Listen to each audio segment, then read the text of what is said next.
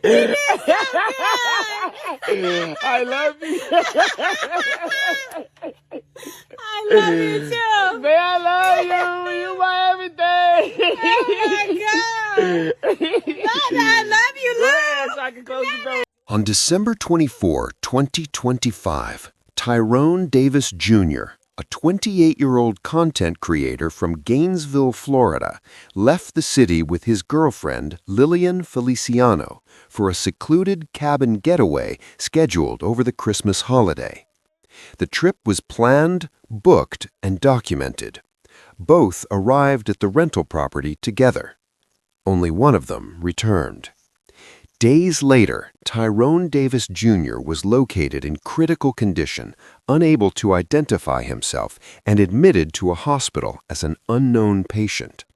By the time his family learned where he was, his medical status had already worsened, and clear explanations were no longer available. Since then, the events surrounding Tyrone's final hours have been marked by conflicting accounts, online allegations, and limited official information. With no complete public timeline released, key moments remain unaccounted for. What occurred during the private holiday retreat and what happened between the cabin and Tyrone Davis Jr.'s final moments remains unresolved. Why you made me look good like that, though? Nah, you made me look good. Nah, you made me look good. What you talking about? Fine ass. You go wrong, baby. Yes, sir.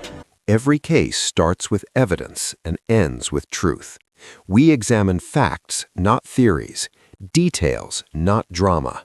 This is Sunday Crime, where investigations speak for themselves. Subscribe now and stay updated as we uncover the facts behind every case. Tyrone Davis Jr. was a 28-year-old resident of Gainesville, Florida. He was known locally and online as a content creator who maintained a consistent digital presence. Davis lived independently in Gainesville and remained closely connected to his immediate family and a small circle of friends. His daily life was structured around content creation, personal relationships, and routine social engagement. Davis was raised in Gainesville, where he spent most of his childhood and early adulthood. According to those familiar with his background, he grew up in a stable environment and maintained long-term connections within the community. He attended local schools and completed his education in Florida.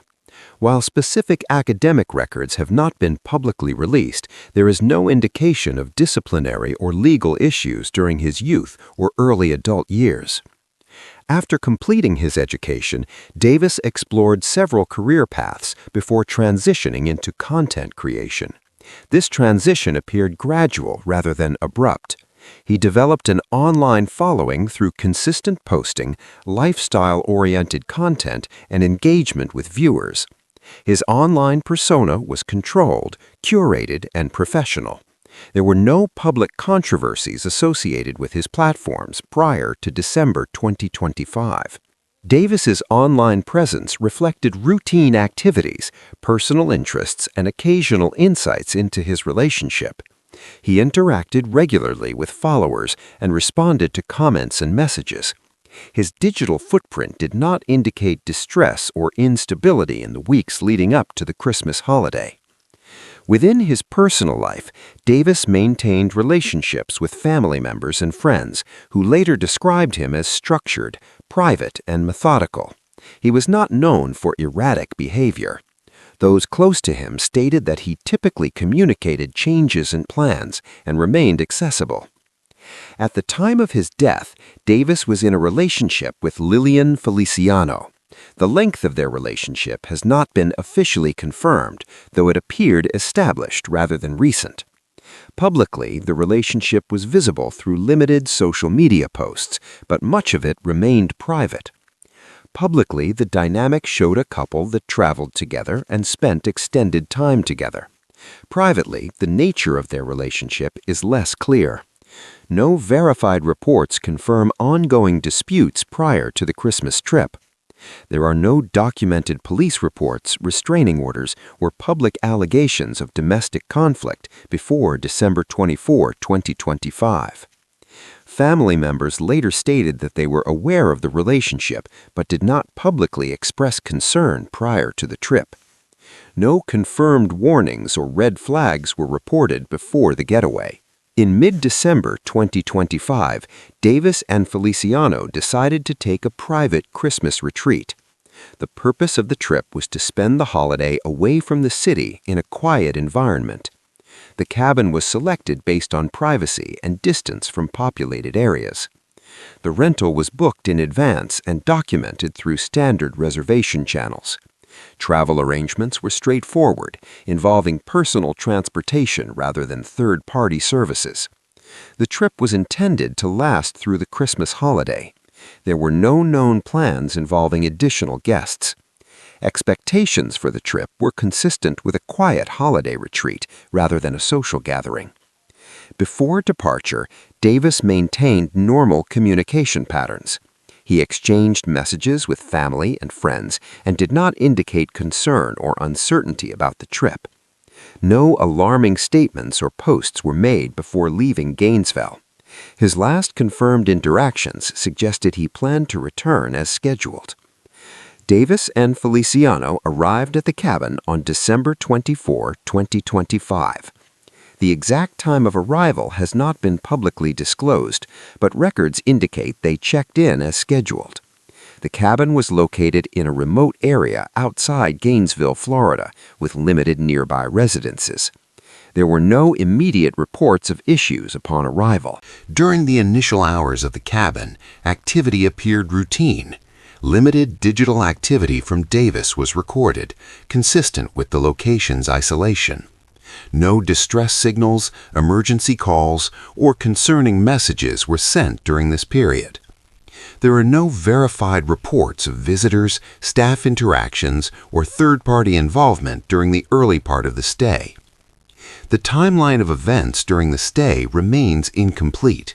What is known is that communication from Davis decreased after arrival. This reduction has been attributed to the cabin's remote location and limited connectivity. Some allegations later surfaced suggesting tension or disagreement between Davis and Feliciano during the stay. These claims originated from online discussions and were not supported by official documentation.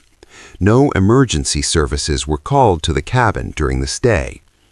There were no confirmed noise complaints or witness reports from nearby properties. No property damage or disturbances were reported by the rental service. At this stage, the distinction between verified information and allegation becomes critical. Verified facts indicate that both individuals remained at the cabin for a period after arrival.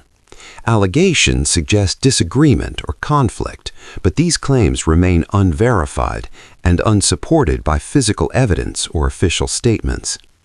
Davis and Feliciano reportedly left the cabin together. The exact date and time of departure have not been publicly confirmed. The manner of departure did not trigger immediate concern from the rental service. Accounts differ regarding the condition and demeanor of both individuals at the time of departure. There were no verified witness statements describing their behavior. Transportation details indicate the use of personal transport. Some reports claim an argument occurred prior to departure. These claims are not corroborated by independent evidence. After leaving the cabin, the timeline becomes fragmented. There is a significant gap between departure and the next confirmed event involving Davis. During this period, communication from Davis ceased. Days after the cabin trip, Tyrone Davis Jr. was found in critical condition. The location where he was discovered has not been publicly detailed.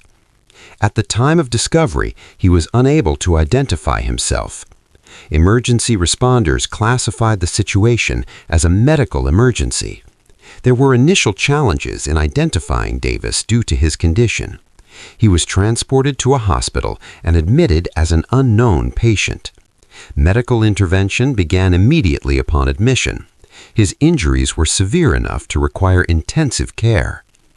The timeline between discovery, hospitalization, and family notification remains a central question in the case.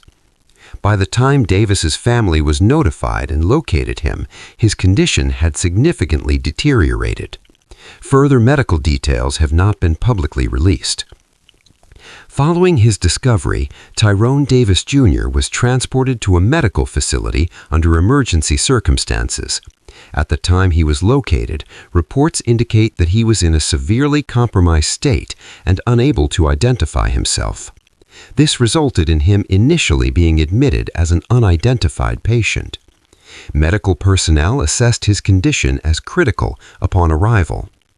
Information shared by individuals close to the situation suggested Tyrone had sustained significant physical trauma.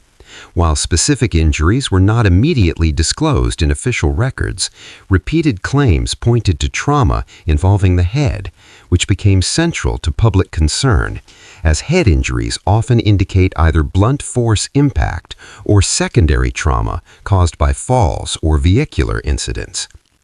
Multiple accounts circulating online described Tyrone as being in a critical neurological state, with some asserting that he had suffered a severe brain injury. The term brain dead was widely used across social platforms. However, there has been no publicly released medical document confirming this classification.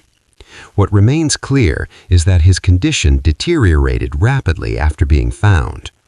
Tyrone Davis Jr. was later pronounced deceased. The exact date and time of death have not been formally published through an official press release. This absence of confirmed timing has contributed to ongoing uncertainty surrounding the final hours of his life. As of the most recent available information, an official cause of death has not been publicly confirmed. There has been acknowledgement that an autopsy was either conducted or scheduled, but full results have not been released to the public.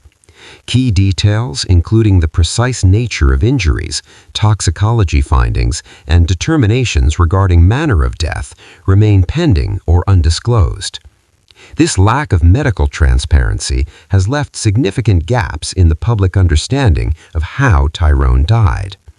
In the absence of official documentation, multiple narratives emerged from family members, online commentators, and independent content creators. These accounts often conflicted with one another, further complicating efforts to establish a clear timeline. Family members publicly questioned how Tyrone sustained his injuries and expressed concern that critical details were missing from the initial explanation of events. Their statements focused on inconsistencies surrounding his condition when found and the circumstances leading up to his discovery. Online, claims circulated alleging a physical altercation between Tyrone and his girlfriend during or shortly after their stay at the cabin. Some posts suggested an argument escalated into violence, while others implied an accidental injury occurred during a dispute. None of these claims have been substantiated by official findings. Additional allegations centered on the possibility that Tyrone suffered a head injury consistent with being struck, either by an object or potentially by a vehicle. Speculation about a hit-and-run scenario became widespread despite no confirmed reports from law enforcement supporting this theory. As these claims spread, discrepancies became increasingly apparent. Timelines did not align, descriptions of injuries varied, and some accounts contradicted one another directly. This environment allowed misinformation to circulate rapidly, often presented as fact despite lacking verification. The role of rumor became significant. Reposted videos, edited clips, and commentary-based reporting contributed to a fragmented narrative in which assumptions were often treated as conclusions. This made it difficult for audiences to distinguish between verified information and speculation. Information regarding law enforcement involvement has been limited. It remains unclear whether the case was immediately classified as a formal criminal investigation or treated initially as a medical emergency followed by a death inquiry. No detailed public press conference or comprehensive written statement has been released outlining investigative steps, findings, or conclusions. This absence has fueled questions regarding the scope and status of the investigation. The classification of Tyrone Davis Jr.'s death, whether accidental, suspicious, or undetermined, has not been clearly communicated to the public. Without this classification, it is difficult to determine what investigative protocols were applied. There has been no public inventory of evidence reportedly collected. Items such as medical records, autopsy findings, cabin surveillance footage, vehicle data, or phone records have not been publicly discussed. This lack of information has contributed to perceptions of delay or silence. Questions persist regarding whether all relevant witnesses were interviewed and whether the events at the cabin were fully examined. The limited public communication from authorities has left room for speculation regarding investigative thoroughness. Tyrone's family responded publicly after learning the circumstances surrounding his condition and death. Their reaction focused primarily on seeking clarity and accountability rather than offering conclusions. Family members called for transparency regarding medical findings, investigative progress, and official determinations. They questioned how Tyrone's injuries occurred and why certain information was not immediately shared with them. Public appeals were made requesting that anyone with knowledge of events come forward. These appeals emphasized unanswered questions rather than assigning blame. In the absence of clear answers, the family undertook their own efforts to gather information. This included reviewing online footage, collecting statements, and pressing for official documentation. These actions were driven by the lack of publicly available explanations. The ongoing uncertainty has had a measurable impact on the family. Without confirmed findings, they remain unable to fully understand the circumstances of Tyrone's death or determine whether further action is warranted. The case gained attention primarily through social media rather than traditional news outlets. Short-form videos, live-stream discussions, and reposted commentary introduced the case to a wide audience. Viral videos played a central role in shaping public perception. Some creators presented theories as investigative conclusions, while others openly acknowledged speculation. This mixture blurred the line between reporting and opinion. Public speculation led to amateur investigations, including timeline reconstructions and behavioral analysis based on limited information. While some efforts aimed to seek truth, others contributed to confusion. Ethical concerns emerged as personal details were shared widely without verification. The speed of content distribution often outpaced factual confirmation. Social media ultimately became the primary arena in which the narrative was formed, influencing how the case was understood before any official findings were released. Significant questions remain unresolved. It is still unclear what occurred inside the cabin during the holiday stay. No verified account has detailed events leading up to Tyrone's injuries.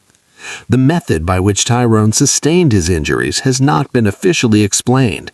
Whether they resulted from an altercation, accident, fall, or vehicle impact remains unknown. The period between the couple's departure from the cabin and Tyrone's discovery has not been clearly documented. This gap represents one of the most critical missing segments of the timeline. The limited release of official information continues to raise questions regarding investigative transparency. It is unknown whether additional evidence or witnesses exist that have not been disclosed. This case highlights risks associated with private disputes occurring in isolated locations where external witnesses are absent. It also underscores vulnerabilities faced by content creators whose personal lives become subject to public scrutiny. Delayed or unclear investigations can erode public trust and create environments where speculation replaces fact. This case further demonstrates the challenges of balancing public interest with responsible reporting. At present, the confirmed facts remain limited. Tyrone Davis Jr. was found in critical condition, hospitalized, and later pronounced dead. The precise cause and manner of death have not been publicly confirmed. Multiple narratives exist, but none have been officially validated. The absence of clear findings have left key elements unresolved. Continued investigation and transparent communication remain essential to establishing the truth. Until that occurs, the central question remains unanswered. What exactly happened to Tyrone Davis Jr. during and after the Christmas getaway? Facts verified. Case concluded. Justice is found in what remains proven. This is Sunday Crime until the next investigation. Subscribe for more verified stories and real criminal investigations.